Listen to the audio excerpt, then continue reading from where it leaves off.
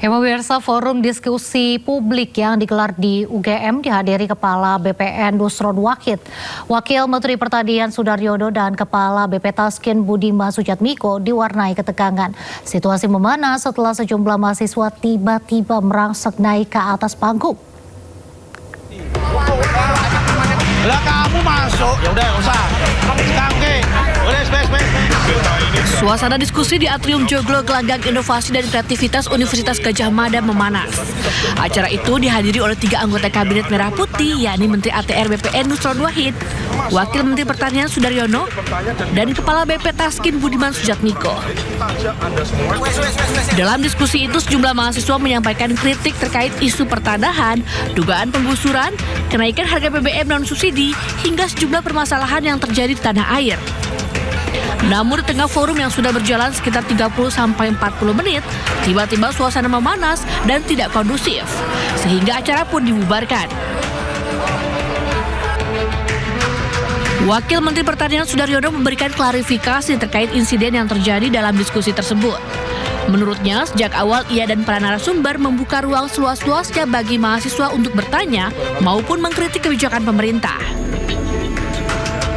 Saya, Pak Nusron dan Pak Budiman, ya, hari ini kan kita mencoba untuk bisa berdialog dengan semua pihak, khususnya pihak kampus, dan kami datang ke UGM, ya, dan sudah direncanakan lama. Kemudian juga kita sudah izin dengan pihak UGM-nya, pihak berwenangnya, dan ini bukan event yang pertama.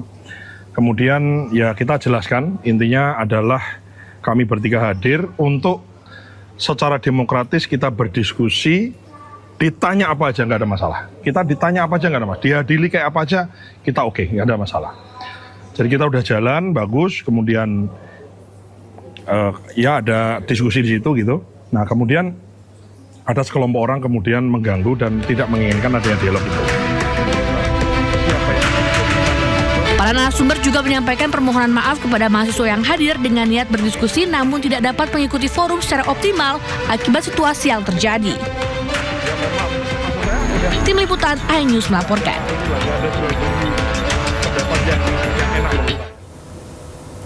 Pemirsa, Wapres Gibran Rakabuming Raka mengundang 15 perwakilan mahasiswa untuk berdialog di Istana Wapres. Mahasiswa mengaku mereka telah menyampaikan sebuah tuntutan dan aspirasi kepada pemerintah.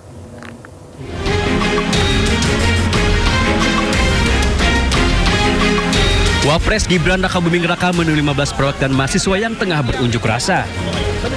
Ke-15 mahasiswa diundang ke Istana Wakil Presiden untuk berdialog langsung. Ke-15 mahasiswa yang diundang diantara dari Universitas Bung Karno, Universitas MH Tamrin, dan Universitas Terbuka. Setelah hampir 2 jam, pertemuan akhirnya selesai. Rekan mahasiswa mengaku selama berdialog dengan Wapres, mereka telah menyampaikan semua tuntutan dan aspirasi kepada pemerintah. Hasil dari pertemuan sama Wakil Presiden Gibran Rakabuming Raka membuahkan hasil. Kawan-kawan mahasiswa pun menyampaikan aspirasi baik keluh kesah mereka dari daerah, baik dari keluh kesah skala nasional. Mereka menyampaikan secara konstitusional ke depan langsung Bapak Wapres. Sementara itu, menurut pelaksana tugas Sekretaris Wapres Al-Muktabar, semua tuntutan dan aspirasi mahasiswa akan jadikan masukan penting bagi pemerintah. Nah, hal itu akan menjadi bahan pertimbangan untuk dimajukan kepada Bapak Wakil Presiden dari hal-hal yang diperlukan tindak lanjut, tentu pada batas-batas kewenangan sesuai peraturan perundang-undangan.